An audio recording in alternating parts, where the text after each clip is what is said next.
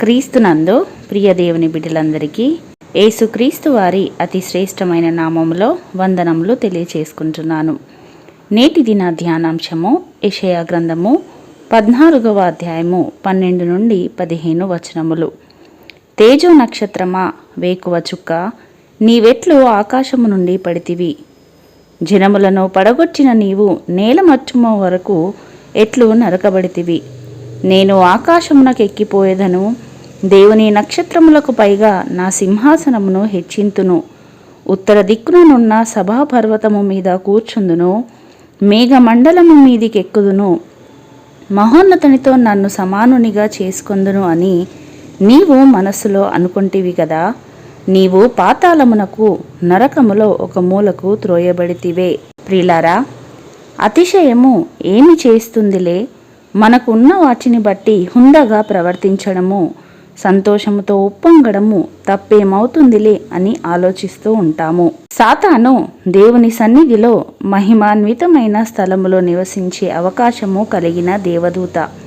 కానీ దేవుని సింహాసనము పైనే కన్ను వేసి, దేవుని సింహాసనము కంటే తనను తాను హెచ్చించుకోవాలి అనే ఆలోచన కలిగిన వాడై దేవునిచే పాతాళమునకు త్రోసివేయబడ్డాడు.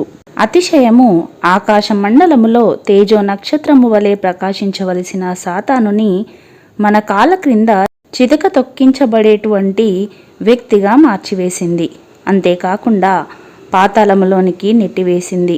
ప్రియులారా, తన ప్రజలైన ఇశ్రాయేలీయులు దేవునికి విరోధముగా పాపము చేశారని వారిని సరిచేయుటకు దేవుడు వారికి విరోధముగా నెబుకద్నెజరు అను రాజును లేపాడు.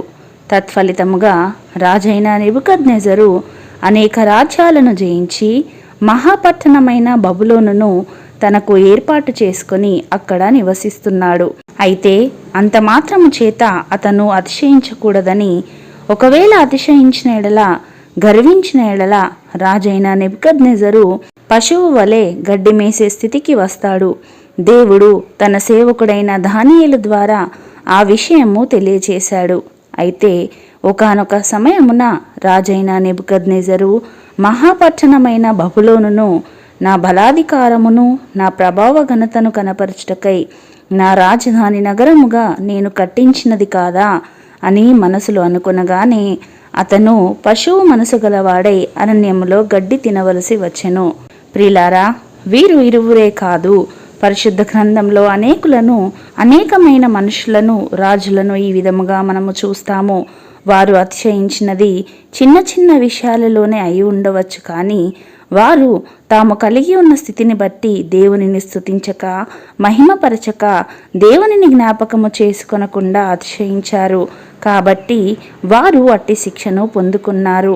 ప్రియులారా, నేడు నీ అందాన్ని బట్టి, నీ చదువును బట్టి, ఉద్యోగమును బట్టి, ఇంటిని బట్టి, ఆస్తిపాస్తులను బట్టి, నీ జీతమును బట్టి, జీవితమును బట్టి నీవు కూడా నీ మనసులో గర్విస్తున్నావేమో.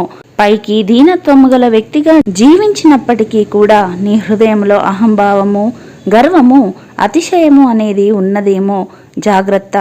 ఆకాశ మండలములో వేకువ చుక్కవలే ప్రకాశించవలసిన సాతాను పాతాళములోనికి పడద్రోయబడ్డాడు.